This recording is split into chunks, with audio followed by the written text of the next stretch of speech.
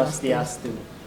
Para pemirsa Yuda Triguno Channel dimanapun berada, kali ini kita melanjutkan pembicaraan beberapa waktu lalu mengenai beragam canang.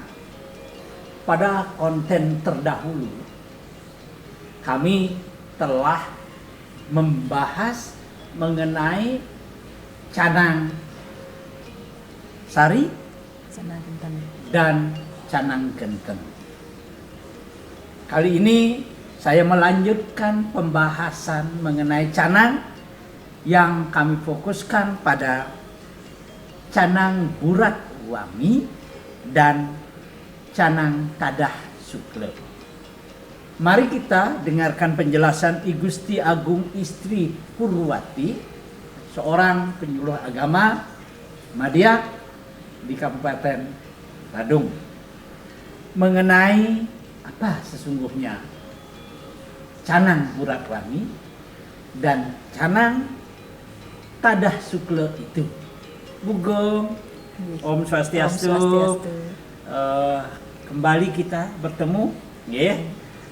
Para pemirsa di seluruh Indonesia itu ingin mendapatkan penjelasan mengenai canang burat wangi dan canang tadah sukle. Lurusan.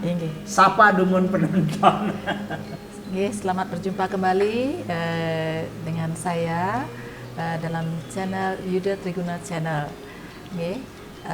Semoga apa yang saya sampaikan nanti ada manfaatnya. Pada kesempatan ini saya akan menjelaskan tentang canang burat wangi. Apa yang dimaksud dengan canang burat wangi? Biasanya canang burat wangi dijadikan satu dengan canang lenge wangi. Jadi lenge wangi, burat wangi, begitu. Satu canang nih ke. Jadi canang ini terdiri dari burat wangi, minyak dari bunga, daun, akar, batang yang berbau harum. Makanya disebut burat wangi. Canang yang baunya harum yang bersumber dari wewangian. Nah, di sini canang niki mengandung minyak dari akar, daun maupun bunga yang berbau harum tersebut.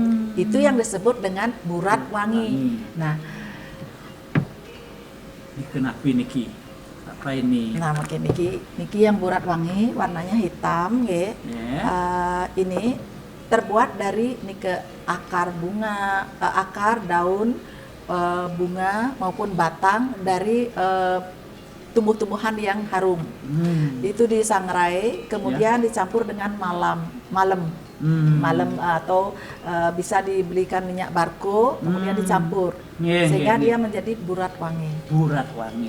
Ya, minyak burat wangi. Nah, ini ditaruh di canang niki. Kemudian yang lagi satu adalah lenge wangi. Burat wangi.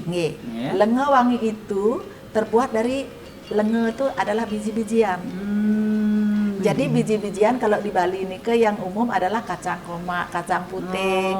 Nah, itu dari kacang-kacangan itu yang digoreng, kemudian ditumbuk halus, dicampur dengan minyak malem atau bipolen madu.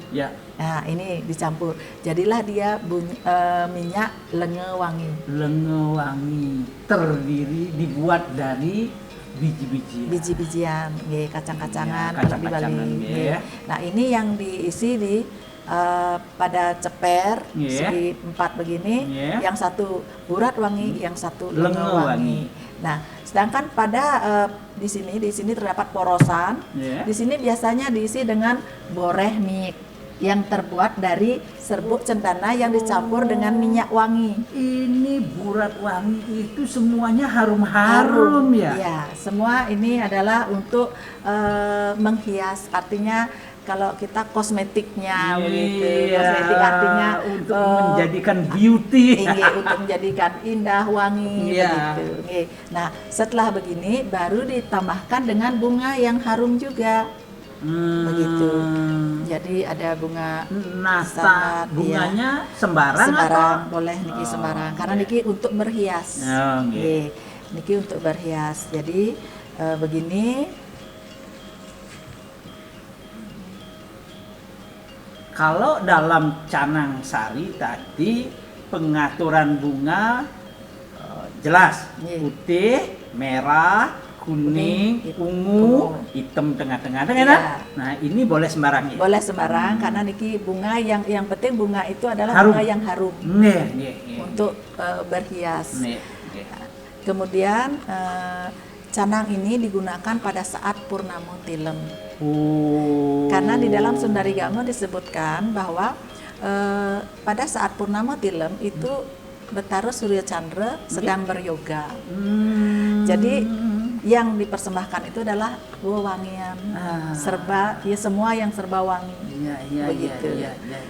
Ini yang sebaiknya dipersembahkan pada saat purnama tilem. Demikian. Kalau misalnya burat wangi dipersembahkan tidak hanya purnama tilem tetapi pada hari-hari lain juga, bisa enggak? Bisa. Ini bagus sekali. Bagus. Ya, karena kita mempersembahkan sesuatu yang harum, yang bagus kepada Ida Sang Hyang Widi. Nah, ini juga biasanya melengkapi Banten Suci atau Banten Saraswati. Jadi dalam suci itu pasti ada Tada Sukla, Burat Wangi, dan sebagainya nih ada. Dalam Banten Saraswati juga begitu.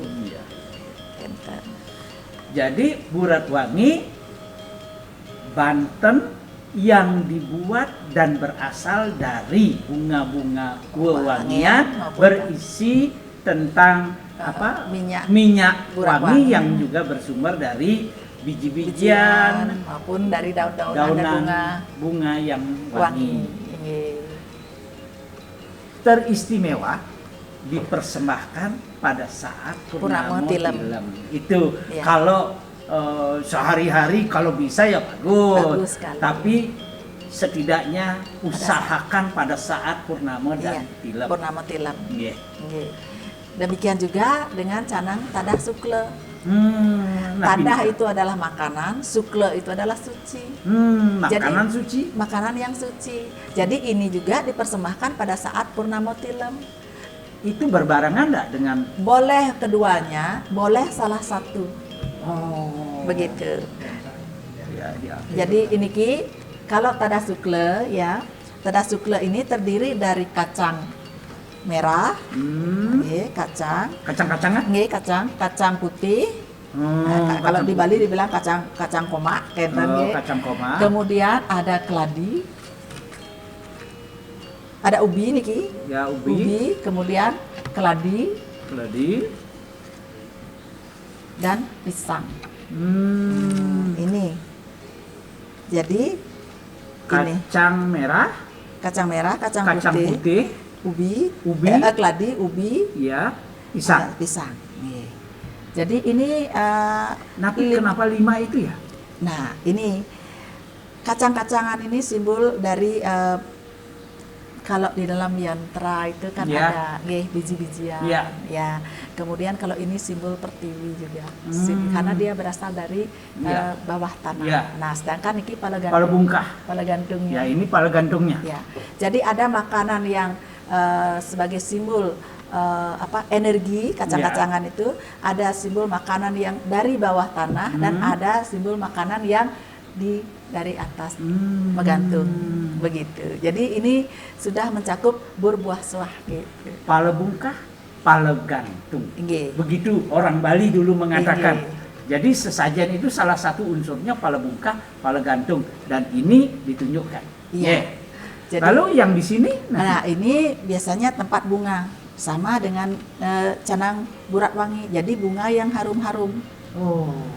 Jadi di sini boleh meletakkan bunganya sembarangan, tetapi yang pasti harus harum. Nah, begitu.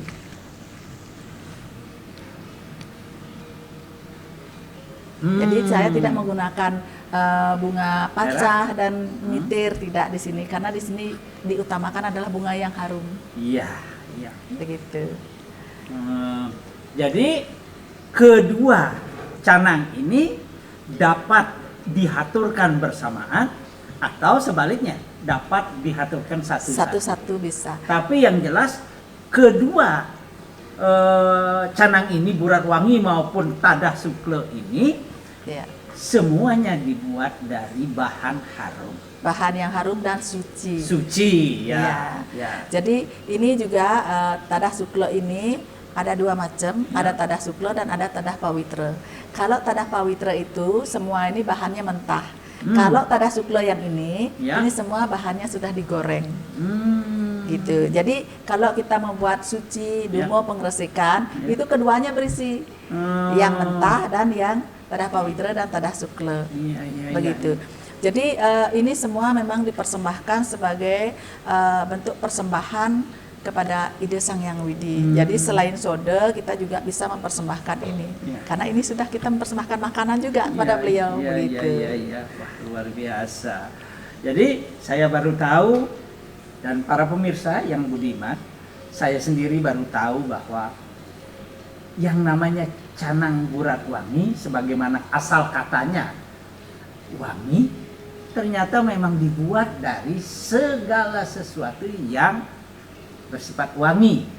Bunganya wangi, bijiannya wangi, gitu. Dan tentu tidak hanya wangi, tentu suci. Saya kira ini pengetahuan kecil tetapi memiliki makna yang luar biasa besar. Bahwa ketika purnama datang atau tilem datang, sebaiknya kita mempersembahkan hal-hal yang wangi sebagai refleksi isi hati kita yang suci dan wangi itu. Waduh, Tuhan harus didekati dengan kewangian hati. Ya, kalau kita ingin mendekatkan diri kita dengan Tuhan, maka kita juga menjaga, memelihara kesucian hati, kewangian hati melalui simbolik-simbolik seperti ini.